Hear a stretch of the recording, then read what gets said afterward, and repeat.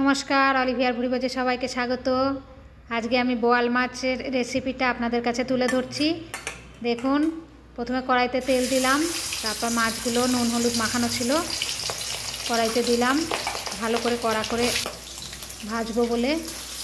বোয়াল মাছ এরমভাবে রান্না করবেন, দেখবেন খুব সুন্দর লাগে। এটা হচ্ছে বোয়াল মাছের রসা করেছি আলু দিয়ে। এপিট ওপিট করে ভাজবেন ভালো করে কড়া করে। ঢাকনা চাপা দিয়ে দিলাম, এবার ঢাকনা উঠালাম। দেখুন, বোয়াল মাছ তো প্রচুর থাকে, খুব সাবধানে এপিট ওপিট করবেন। আমার তো একটা মাছ তাও ভেঙে গেছে। এইভাবে মাছগুলো ভাজা হয়ে গেছে।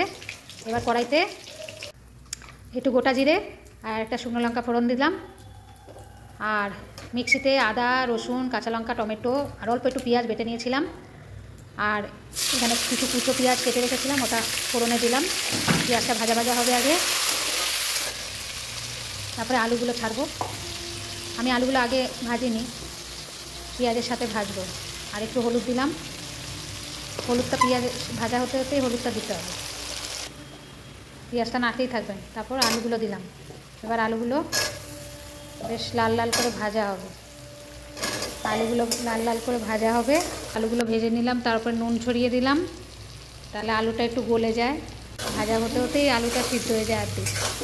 ওই বাটা মশলাটা ওটা ঢেলে দিলাম, দিয়ে ভালো করে কষলাম। যত বেশি কষবেন রান্নার টেস্টও ভালোই হয়। কষতে হবে অনেকক্ষণ ধরে, কষিয়ে চাপা দিলাম। দিয়ে দেখুন রং বেরিয়েছে, কালারটাও খুব সুন্দর এসছে। এটাকে কষাবো, আরও কষাবো। হ্যাঁ, দেখেছেন একদম কষাতে কষাতে শুকনো হয়ে গেছে।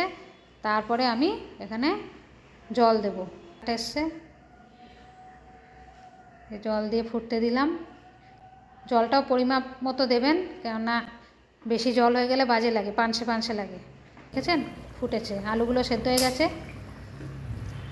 এবার মাছটা দিয়ে দেবো, ভাজা মাছটা রেখেছিলাম ওটা দিয়ে দেবো।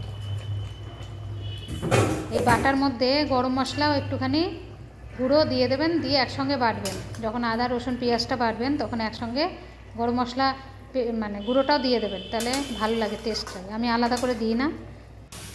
দেখেছেন ফোটানো হয়ে গেছে, মাছগুলো দিয়ে দিয়েছি, খুব সুন্দর কালার এসছে, খেতেও দারুণ হবে। এইভাবে একবার বোয়াল মাছের রসা বানিয়ে বাড়িতে সবাইকে খাওয়ান, নিজেও খান, ভালো লাগবে।